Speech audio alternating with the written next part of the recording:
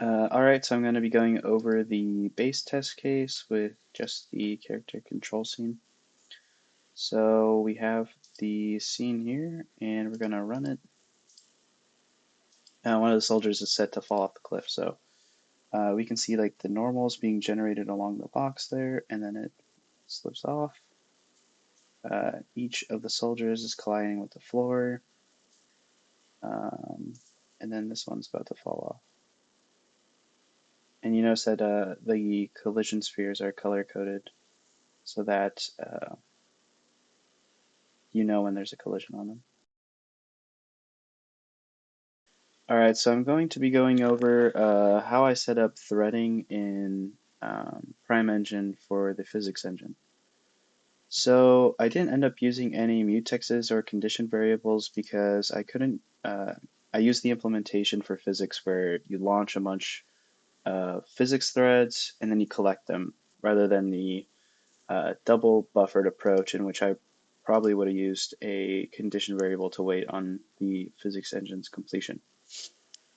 Instead, what I did was I used a set amount of physics threads. I used 4 here.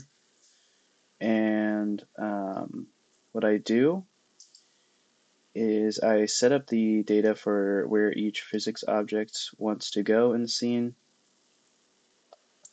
And then I create this struct.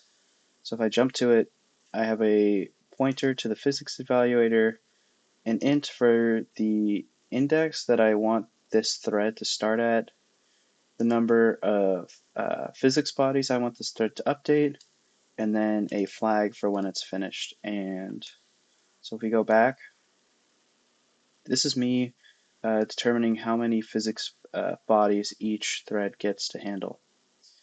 For each of these structs, I set its evaluator to the singleton of the physics evaluator, and then I add the remaining jobs that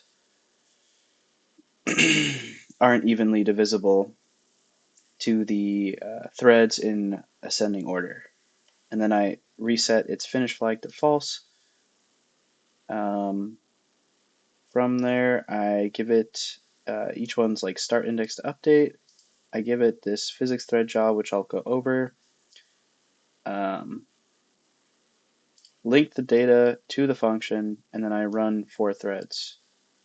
Now I wait for all 4 threads to finish, and this code is like thread safe because the while loop, or this section of the code never writes to these booleans. Only the threads themselves write to the booleans, so only the thread, when it's done, can set it back to true. And we know that they are initialized to false based on each thread's initialization to false value. So let's go into the actual thread function. I cast the passed in parameters back to the struct, and then I design my physics engine on running a limited amount of physics bodies updates, and then once it's done running the physics, I set its finish job to true, and I return. No, I don't pool the threads here, and they're launched each time the kind of the main frame runs. So this physics update here. This physics update allows the physics evaluator to run on multiple threads by having independent physics bodies that are able to be updated without knowing about each other. So kind of let's go over and see an example of how these threads get run using the debugger. So I have this kind of medium large physics scene set up, slightly larger than the original scene. We have, I think it's 8 soldiers walking around this environment with a lot of static bodies. So let's see how this code works. So let's see the size of the total amount of moving physics bodies in the scene. So we have a remainder of 0 and a quotient of 2, which means that there's 8 physics bodies in the scene. From there, let's see for thread 1.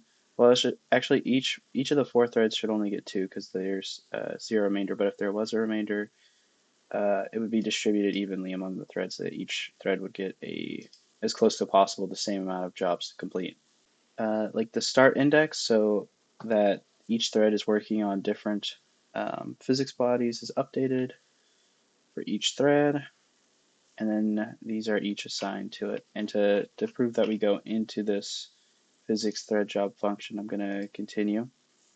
So we're not really sure which thread we're on right now, but we're on the first thread that got indices 0 through 2. If we run this again, we got 2 to 4, and if we run again, we probably should have, I don't know, 4 to 6, and then, so as you can see, all 8 running physics bodies get distributed amongst the threads evenly, and the physics behavior behaves exactly the same as it would if we were running this single-threaded.